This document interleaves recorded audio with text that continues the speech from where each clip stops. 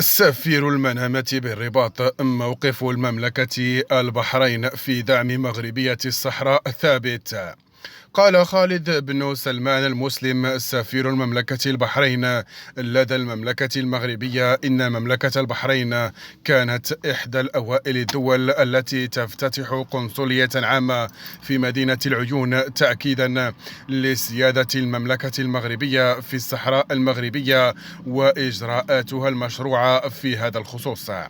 وأضاف خالد بن سلمان المسلم ضمن مقال توصلت به جريدة هيسبريس الإلكترونية بمناسبة ذكرى 24 لتوالي الملك محمد السادس عرش أسلافه المنعمين، إن مملكتين المغربية والبحرينية توافقتا في مجال نشر ثقافة التسامح والتعايش والحوار والسلام العالمي، حيث تتبنى بلدان رؤية دبلوماسية متشابهة إزاء دعوة إلى الحوار لحل الخلافات والمنازعات الإقليمية والدولية بطرق سلمية.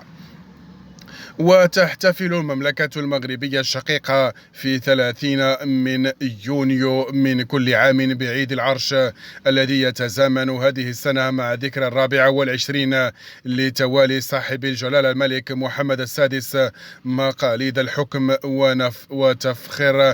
وتفتخر المملكة البحرينية بحرين قيادة وحكومة وشعبا بمشاركة المغرب الشقيق هذه الاحتفالات الوطنية، لما يجمع بين البلدين الشقيقين من روابط إخاء ومحبة وتعاون ومصير مشترك.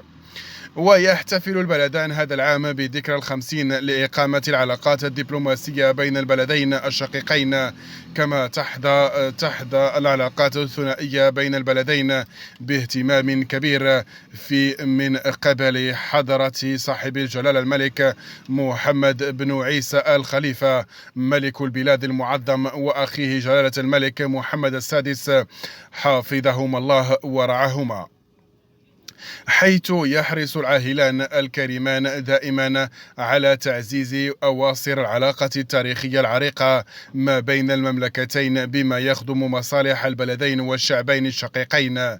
فعلى مستوى السياسي يؤكد جلالة الملك محمد السادس رعاه الله خليجية ومقيمة بالمملكة العربية.